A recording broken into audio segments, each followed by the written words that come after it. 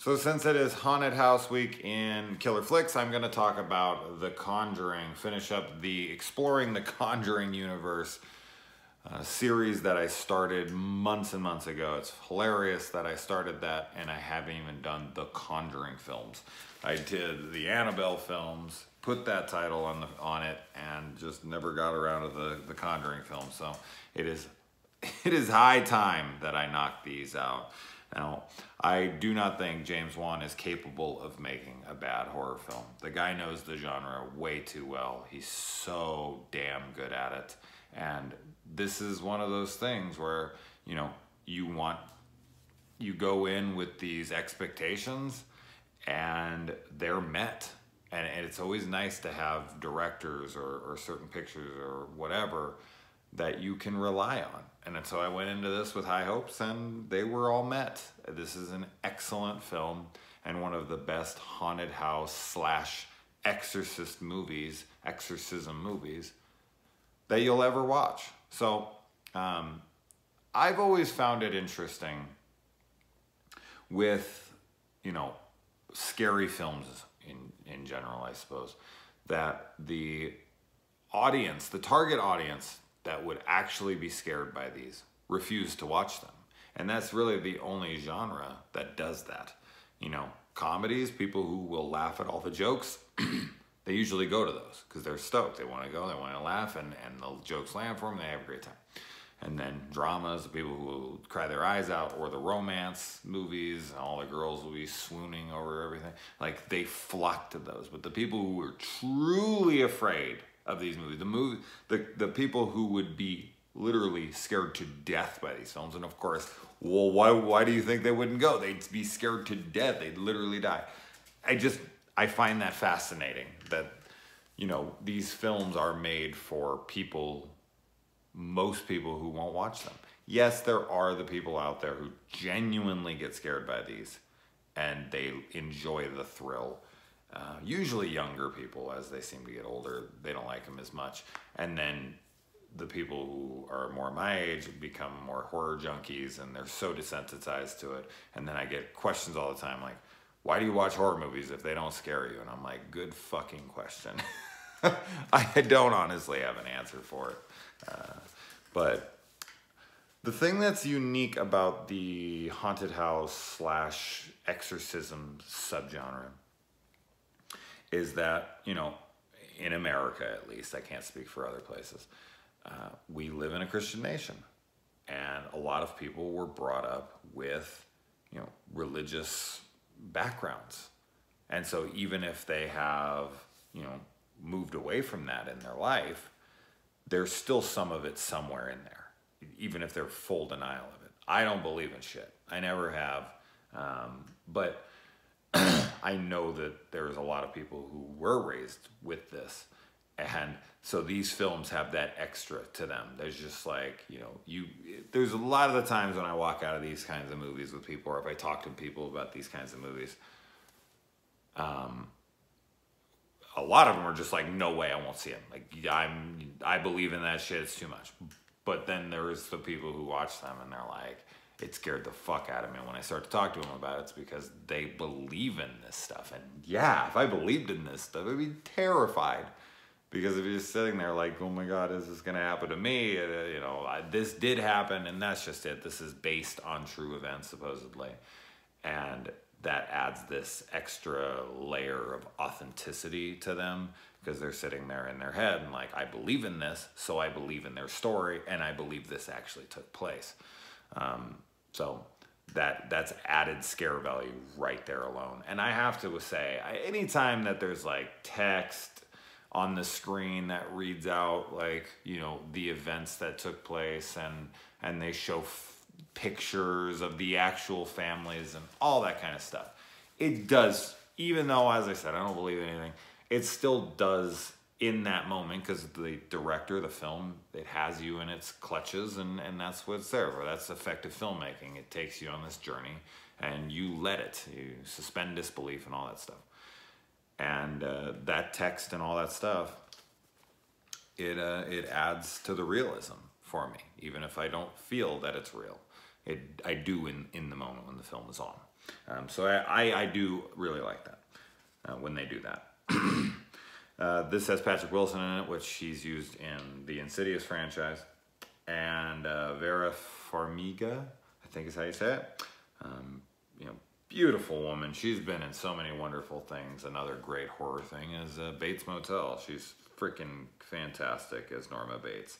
And Lily Taylor, which I said Lily Taylor's name, Lily Tomlin, in a video like months ago, and I just got blasted for it in the comment section. If you ever start a YouTube, man, make sure that every single word you say is right. I don't do scripts, so I'm always winging this shit. That's my own damn excuse, so go ahead and blast me for any mistakes I make. I just found that funny. This movie starts with Annabelle. And that was so popular, that was seen was so effective that they ended up making 2 movies out of it. And this film is based on this case files of Ed and Lorraine Warren, which I'm guessing if you're watching this, I always say this, but like we're talking spoilers here, so you probably already know this. How true their stories are, I know they had like 10,000 cases or something. And I think one thing they do really well here, I'm kind of going to skip ahead a teeny bit off of my notes, which I try not to do as much. But one thing I really enjoyed is that they kind of, they show them performing something that's, you know, real, and then they show them going to a house where they find what is actually causing these noises, these disturbances, and it's nothing. And they outright say, like, when we get called to these things, the majority of the time, it is nothing, that there is a rational explanation. And I like that. I felt like that added to the realism of it as well, because it's just like every single place they go is just haunted, you know. That seems very convenient, and showing that they go on all of these wild goose chases, and then every once in a while, because they're almost unprepared in a way, like here we go. Like if you went to 15, 20, 30, 50 houses in a row, you know, you kind of let your guard down a bit. Now these guys have been in it so long, they've seen so much shit, I'm guessing that their guard is permanently up at this point, but I would figure in the beginning when they were starting this that it would be less and less and then become more and more as it went on. But I felt like that just added to it and their characters in general. So skipping ahead, but let's bring it back. The family in this is great. I think that Joey King, right? That's her name, little girl in this, is excellent. Man, what an incredible little actress she is. She gives such a good performance here. I think I've seen some complaints about this, and I totally understand that the other siblings, like they kind of only focus on like 2 of the kids, and then 2 of the other ones get some screen time, and then one of them like gets pretty much nothing at all. She's just background. She doesn't say a whole ton. But yeah, what are you gonna do? You're gonna focus on all 5 kids, and the parents, and the Warrens, and the freaking people who come to help them, and come on, there's just already too many characters, and they wanted to tell the story, you know, realistically, like how it happened. It obviously they took liberties, but they had 5 daughters, and they stuck to that. They weren't just gonna. They could have whittled it down, and they could have combined them and made them 2 kids, absolutely, easily. But I don't know, like they had 5 kids, so they had 5 kids in the movie. I'm fine with that. And I always felt like the family in this was genuine, that they really, you know, felt like a family to me. So I never was taken out of it by being like, well, I don't know this person, so I don't really care about her. Like, I guess the love that I felt for the family as a whole, the dad, the mom, that it just made me like almost love all of them by proxy, you know? Like, oh, I love how the mom loves them, and her love for them is so strong, and the dad's love for her and all of that just kind of encompassed all of them and made me like and care about all of them as a family. And yeah, there is things. I mean, definitely. You got the one daughter, the oldest daughter, I think. She's like hitting on the dude, and there's like almost like a little love interest there for like 5 seconds, and then it's just never addressed again. But we didn't need it. I didn't need to see any more of that. Like, it was cute. There's a guy that came over and they flirted. It broke a little tension for them, and they got back on with their life. So you could say like that wasn't explored, and it wasn't, but it didn't need to be. It was exactly what it needed to be, actually. When they get to the house, this is set in 1971, which I always like period pieces, 70s horror, especially this freaking haunted house seems to work really, really well for me. Dogs, no evil, man. That dog gets to the front door and he's like, no, no, no, no, no. I'm staying outside. And when he does, he ends up getting killed anyway. Poor damn dog. Freaking killing dogs, okay?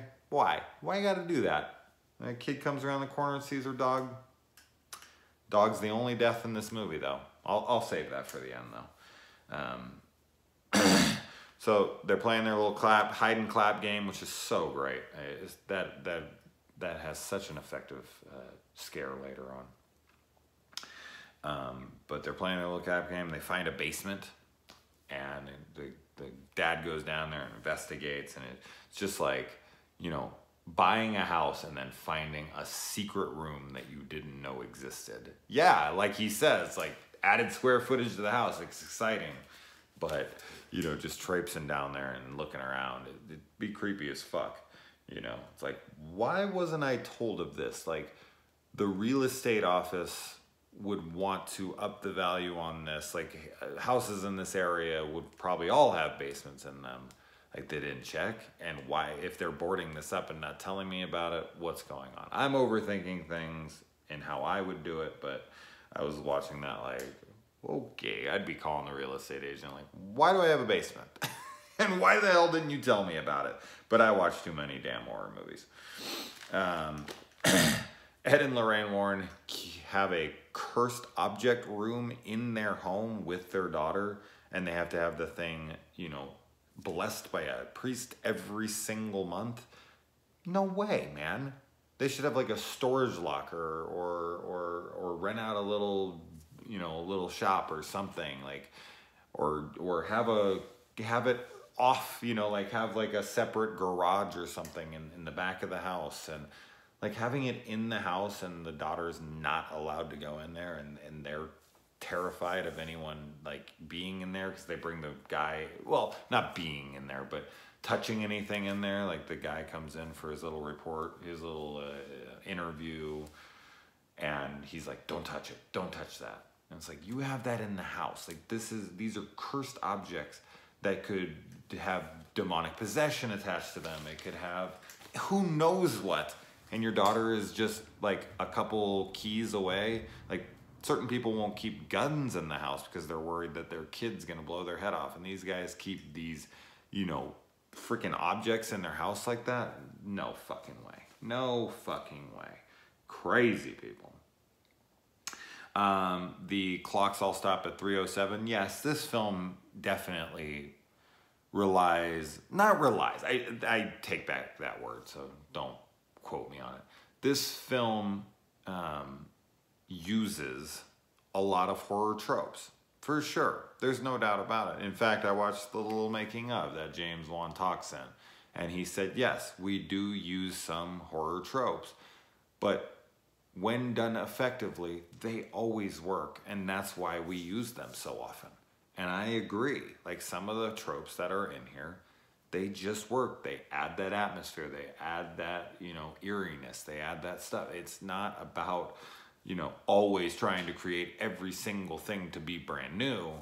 It's about, you know, doing some of that, but also taking some of the familiar and creating your own sense of style to it, and, you know, making it work within your film. So I like the tropes in here. I didn't feel like almost any tropes felt, you know, like rip-offs or cheap thrills, or like, oh, I've seen it a million times. I never felt like that, pretty much at all. So whatever tropes there are were effective enough that I didn't care. The hide and clap scene is great. The first one, with the kid in the closet. And then she, oh my God, I don't even know what the hell I do. Although I have an inner ear thing, and so I can't really localize sound all that much, so I would just write it off. The ghost would be like, what the fuck? Or the witch, or whatever you want. The fuck? Like, I just did this, and this guy's just like, whatever about it? Be like, sorry, I don't know where that came from. So that game would just suck for me outright. I would tell my kids, no way, I can't play it, man. I'll just run into walls, and I won't know where the hell anything came from. And, you know, the little Joey King gets her foot pulled on. She's telling her sister to fuck off. And they think they're, like, farting and all that stuff. That was pretty funny. And she gets yanked, and then she looks, and Juan really knows he knows when to show and when not to show things.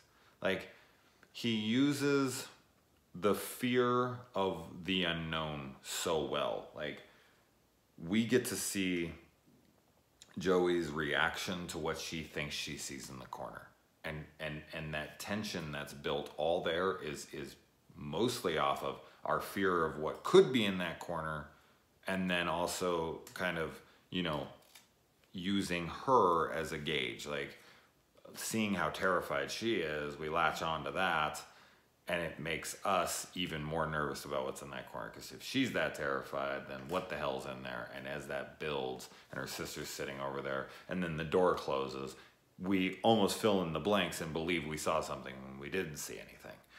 So he's just very good at filling in those blank spaces with something that isn't there, but plays it off that it's in your mind. And that's extremely effective filmmaking. Although not for people who just want fucking, you know, killed every 5 seconds and whatnot. We have no deaths in this movie. I mentioned that before. It's crazy. Which proves to you that you can make a crazy effective horror film without anyone even dying. You don't need gore. You don't need anything, because how can you even have it when you have no one dead? So yeah, this is masterclass filmmaking for real. And then when they come into her after the doors close and the dad's talking to her, and she's like, it talked to me. It said it wants my family dead. We're moving. I'm sorry. No way. My kids ever pull that shit on me. Hopefully they don't get into my movies and start that shit up. I don't know, like going into escrow and trying to, you know, go off and live in a place for a while. I'd probably be a little more open to talk to my kids about whether or not they were being truthful in what they said, but come on, man. When you see this, when there's certain things that happen in these kinds of movies that I'm just like, no way. I'm sorry. We've only been here a couple days. Nope. No way. My kids were totally normal before this. What the hell? Absolutely not. And the clap in the basement. I mean, that's kind of the familiar one here. She gets pushed down the stairs pretty damn violently. And I don't know, I've mentioned that in films before, where I'm just like, everyone always breaks their neck when they fall down the stairs like that. This chick, she's a trooper, man. She gets rocked down those stairs. And then the dad gets home, and you've got like a couple different things going on in different parts of the house. He comes home to pure insanity. Poor guy, man. So they, you know, Lily goes and she recruits Ed and Lorraine to come over to their house. And I don't know how they were in real life. I don't know if they were just like, all right, and your bank account number is what? And what are we talking here? How much? And I don't know. They might be. They might have been shitty people. They might have been con artists, whatever.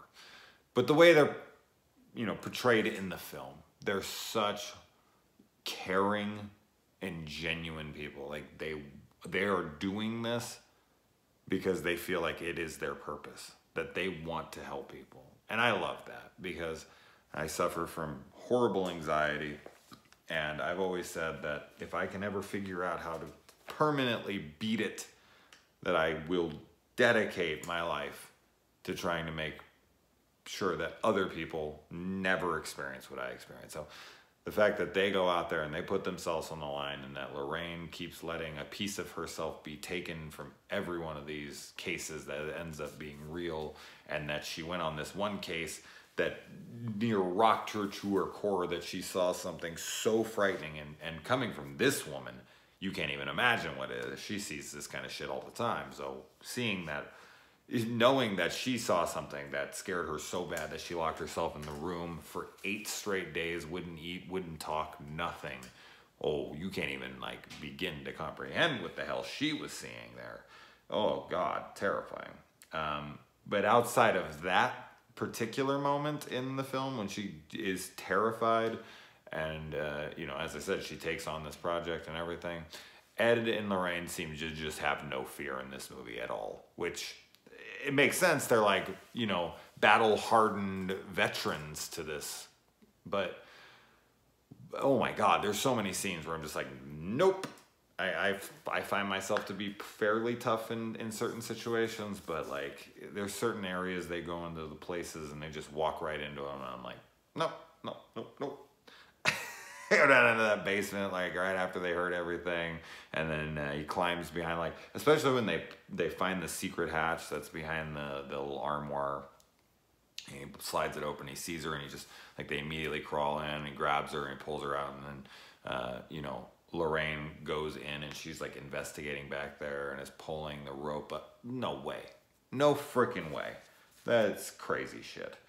And I like that the house just like is straight up being like, I don't want you here, but it won't let them leave either. So it's like being contradictory as all hell. Like they try to put up family pictures and it just like knocks them all off the wall. Like, this is my house. Don't you dare try to make this your home. We don't want you here, but you can't leave. It's like, hey, wait, should I go or should I stay? Well, kill your family. That'll solve it. So yeah, this film kind of plays with a bunch of different things. It's kind of like a haunted house film, an exorcism film, and a witchcraft film, because this woman, the entity, is supposed to be a witch. So it is kind of playing in 3 different subgenres of horror, which is very unique. And this is her cursed land. She's killed everyone in the vicinity that's even outside the house. Like everyone who moves around here ends up dying. But yet again, like I've talked about in the Insidious franchise and other horror movies, more modern day, they use this new thing where you can't leave, you can't move away because this has latched onto you, or it's not your house that's, you know, haunted, it's your son or whatever. Like they always do that now because we as fans are always like, well, why don't they just move? Why don't they just leave?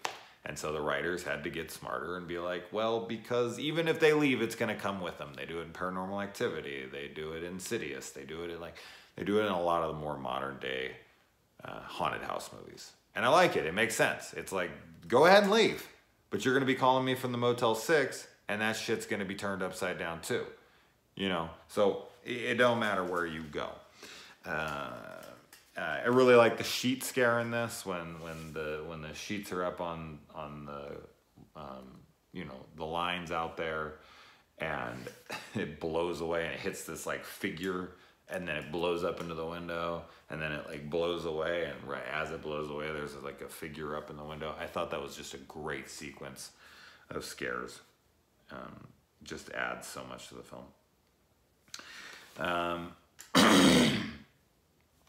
And yeah, this thing just wants to take over the mom because it wants her to kill some of her kids. She only takes 2 of her kids back with her home, so I guess they didn't want to kill the other 3, or maybe those were the only 2 that were impressionable enough and she'd just take it. Like, all right, 2's fine.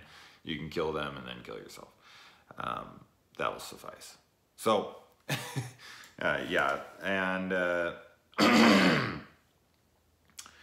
So where the hell am I? I think I'm losing sight of my notes here.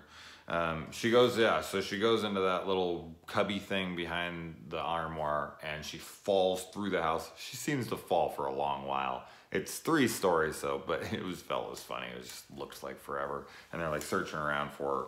And instead of her like calling out and jumping up and running up into the upstairs and being like, hey, I'm all right, she decides to play with a music box, which is a ridiculous decision, but also adds to her like this is no big deal and I'm not scared of shit, I just want to see something. And so she looks behind herself and she, you know, ends up seeing what she's looking for, another person who has killed their family or whatever.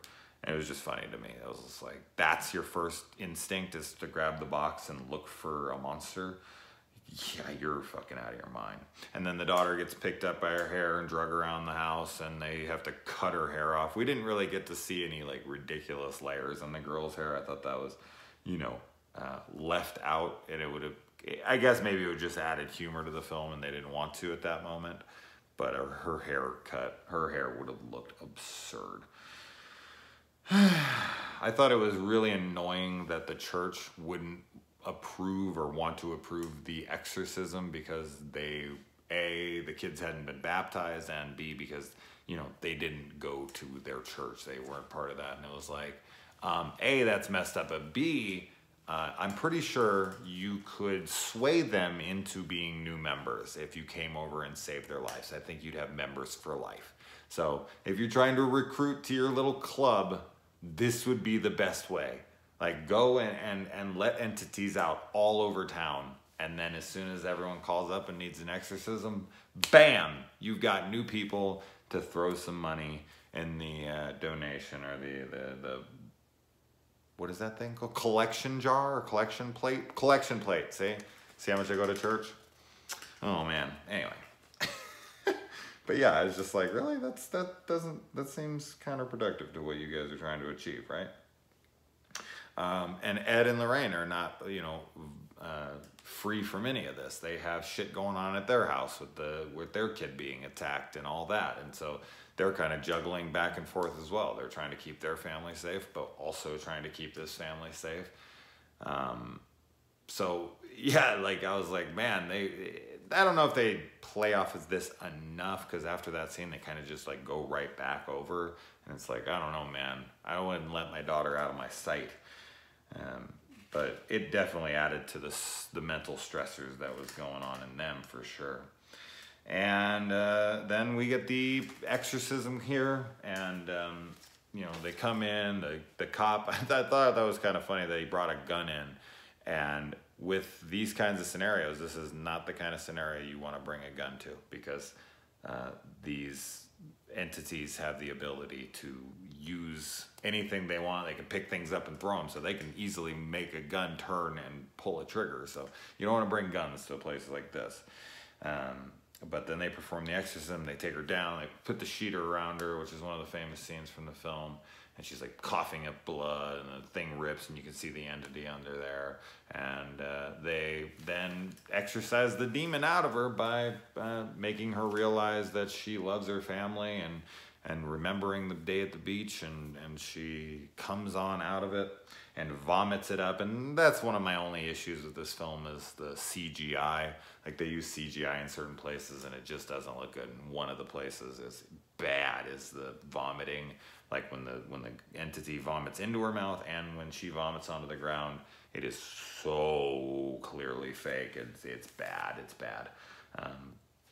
I didn't realize until I watched the thing, but this whole house was built on a sound studio, and it was built specifically, like all of its measurements and everything was specifically done by James Wan, because he wanted these specific length hallways and the way the doors opened up and the way it shot into the house. Like, he designed this whole house to be a scare house, like to shoot. Like, everything in the house was purposely put every way it was. The whole house is built for the film, and he built it for effective scares. How crazy is that? How many directors get that luxury? You know, that's the luxury of you know, being a well-known director and being able to be like, you know what, I'm gonna need to build a house from scratch in a blueprint. Here you go. This is how I can make it the most effective scares. That's crazy that you have that kind of say.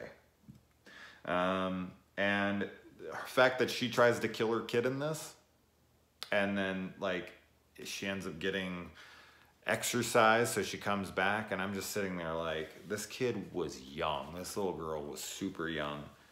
I don't give a shit what they said after that. That girl would be traumatized for life, and she would always have like a natural aversion to her mom. Like, I don't think her mom could win her back over, even if she tried. It would be a subconscious, like, you tried to murder me, okay? And she was too young to really understand what was going on.